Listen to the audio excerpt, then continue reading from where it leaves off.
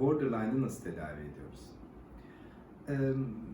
Borderline enerji düzeyi çok yüksek bir danışan grubudur aslında. Ne yaşar borderline iç dünyasında? Öncelikle çok büyük bir korkusu vardır kafasında. Terk edileceğim. Hayatını terk edilmemek üzerine bir takım savunmalarla tasarlar. Bu ne demek? Ya hep birileriyle çok yakın olur, bazen ilişki içinde çok verici olur.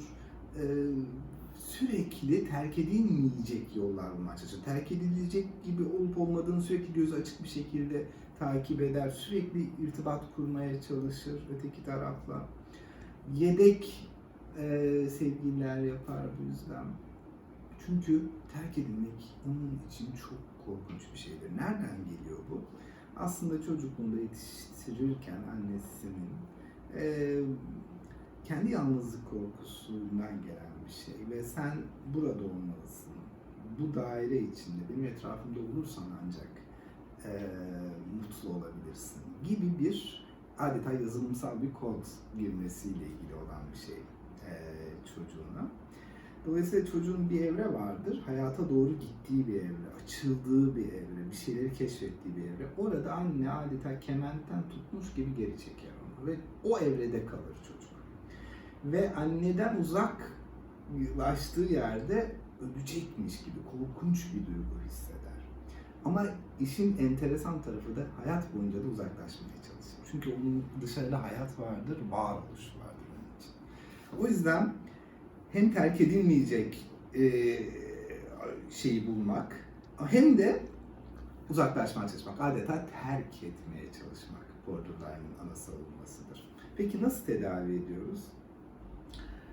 Terapi odasında onun uzaklaşması, kaçması veya yakınlaşmasından bağımsız bir yerde onunla bir bağ kurarak, daha güvenli bir ebeveyn gibi onunla ilişki kurarak, yakınlık kurarak terapi odasında aslında bu git gel salınımlarının her yerine değen, her taraftan geçen bir bağı burada yakalamaya çalışırız. Tabii ki sınırları delmeye çalışır borderline, seans saatlerini değiştirmeye, uzatmaya veya geç gelmeye çalışır.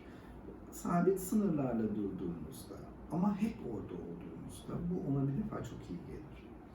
Daha sonra bu o içindeki o çok büyük hissettiği o telaş, o diğer tarafa, diğer kutba geçtiğinde, yalnız bir şey yaptığında hissettiği o ölümcül korkuyu hissettiği anları onunla birlikte paylaşmaya çalışırsınız. Ve orası daha yaşanılabilir bir yer olmaya başlar ve adeta bir fermuarı kapatır gibi o beyaz ve siyah tarafı birbiriyle barıştırmaya çalışırız. Dolayısıyla ebeveynsiz de var olabilirsin.